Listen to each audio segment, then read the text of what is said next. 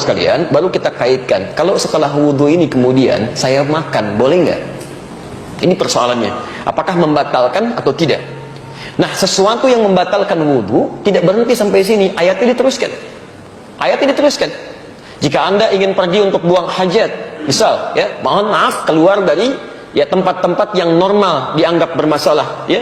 Misal dari tempat-tempat keluarnya, apakah buang air kecil, buang air besar, keluar angin dan sebagainya. Bahasa Qurannya sopan sekali. Jika Anda pergi ke toilet, ke tempat untuk buang hajat, itu bisa menghadirkan segala jenisnya, segala jenisnya.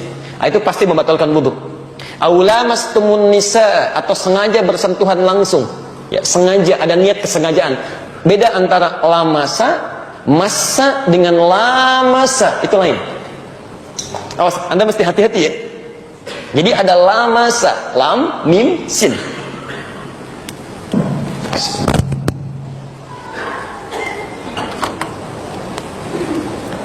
Baik, tolong menyesuaikan sekiranya tidak terlihat. Nanti coba digambarkan saja ya. Insya Allah saya tidak hapus. Pertama ada lamasa, gini, lamasa. Ini. Kalimat kedua ada lamasa. Dan kalimat ketiga ada massa. Massathumul ba'sa wa dharra. Ini bisa kita temukan di Qur'annya tadi, Quran surah ke-5 ayat yang ke-6. Yang ini kita temukan di Quran surah kedua ayat 214, posisi paling kanan sebelah bawah. Ini satu akar dengan ini. Cuma bedanya, kalau yang ini lamasa itu sentuhan langsung. Ya, bisa kulit dengan kulit, bisa pakaian misalnya dengan pakaian yang lainnya. Ya, umumnya sih kulit dengan kulit, satu sentuhan. Ya, tapi lamasa di sini belum tentu ada unsur kesengajaan. Sentuhan aja bisa. Ya, seperti yang terjadi misal, maaf, dalam tawaf ya. Tawaf kan kemudian Anda berputar-putar dalam situasi yang padat, tiba-tiba ada gesekan dan sebagainya, ada sentuhan, itu lamasa namanya. Jelas di sini? Tapi kalau lamasa, ini emang udah niat nyentuh. Sudah berniat menyentuh, sengaja ada sentuhan di sini. Aula mastumun nisa, atau sengaja punya niat menyentuh pasangannya. Sehingga dengan ada niat ini, kesengajaan, ada hasrat tumbuh dalam jiwanya. Kalau sudah ada hasrat semacam ini, maka itu berpengaruh pada wudunya, batal wudunya. Jelas ya? Kalau massa begini, massa itu artinya sentuhan yang terjadi tanpa kontak fisik. Tanpa kontak fisik. Ya, misal Anda melihat sesuatu tayangan di televisi yang mengharukan, tiba-tiba hati tersentuh, kemudian tiba-tiba menangis, ya. Baik, itu massa namanya. Ada orang yang diuji dengan musibah, menyentuh pada jiwanya. Ada langsung pada dirinya, ada pada orang lain. Kita lihat saudara kita di Aleppo, di Rohingya, diuji, tiba-tiba kita menangis, kita bersedih, kita berdoa, itu massa, sentuhan. Ada pada orang lain, ada pada diri kita. Tapi ini pun bisa masuk pada konteks yang negatif. Ada orang melihat misalnya tayangan yang tidak boleh dilihat, gambar-gambar yang tidak tepat, atau membayangkan sesuatu sehingga muncul sentuhan pada jiwanya yang bisa membatalkan wudunya. Jelas di sini? Nah, kalau terjadi hal-hal semacam ini, maka itu mutlak batal wudunya. Diulang. Jelas ya? Kalau batalnya dalam hal-hal yang dibenarkan, maka tidak ada dosa baginya. Cuman batal saja dia mengulang wudu.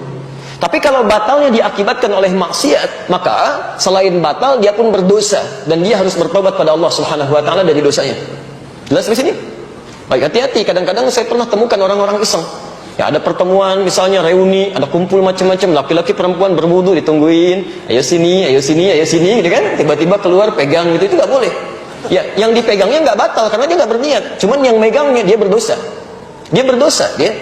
Nah, teman-teman sekalian, itu yang sifatnya standar. Lalu bagaimana dengan makanan? Kita kembalikan ke keterangan Nabi sallallahu alaihi wasallam. Hadis Muslim nomor hadis 828. Seorang sahabat bertanya pada Rasulullah sallallahu alaihi wasallam, "Ya Rasulullah, wahai Rasulullah, apakah makan kambing membatalkan wudu?" Apakah makan kambing membatalkan wudu? Kata Nabi, "La, tidak." Ketika dia bertanya, "Ya Rasulullah, apakah makan unta, ibil membatalkan wudu?" Kata Nabi, "Na'am, falyatawadda idza akala al-ibil." Ya, maka berwudulah ketika Anda memakan unta. Dari sini orang-orang yang tekstual menyimpulkan bahwa dalam konteks ini hanya unta Di Arab yang tekstual, teksnya begitu, dipahami begitu. Hanya unta yang kalau dimakan, maka itu yang membatalkan wudhu, kemudian dia berwudhu kembali. Sedangkan makanan selain unta, itu diperkenankan, gak ada masalah. Nah, yang kontekstual bukan melihat untanya, tapi melihat pada jenis makanannya. Ya. Di Arab itu, kalau Anda urutkan makanan-makanan misalnya, dari daging yang paling standar, orang Arab makan kambing biasa. Sampingnya ada zaitun, ada salatah, ada macam-macam. Ya, baunya bisa cepat hilang, normal biasa. Dan kambing di Arab dengan kambing di kita beda. Baunya lebih bau kambing di sini, karena makanannya lain unsurnya. Ya, menyengatnya lebih menyengat yang di sini, sana agak biasa. Tapi unta itu berbeda. Dari mulai lihatnya, pengaruhnya, baunya, macam-macamnya. Jadi kalau makan misalnya sekaligus makan daging unta pada saat itu, sementara membersihkannya dengan menggunakan siwak saja, sekarang belum ada semacam odol dan sebagainya, maka ketika digunakan sholat, baunya masih ada. Ya, keadaan masih meresap. Maka kemudian dipahami secara kontekstual setiap makanan-makanan yang punya jenis sifat seperti unta, yang kalau dimakan masih menghasilkan bau yang tidak sedap, masih berpengaruh pada kekhusyuan dalam ibadah, maka yang seperti itu yang terbaik berwudu kembali.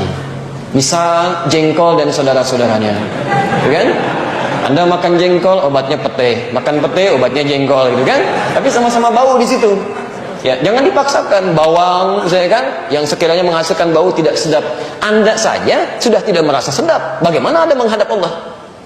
Anda pribadi merasa tidak sedap, berbicara dengan orang lain merasa tidak nyaman. Masa mau berbicara dengan Allah dalam konteks sholat? Halo, jelas? Baik. Allahu a'lam bishawab.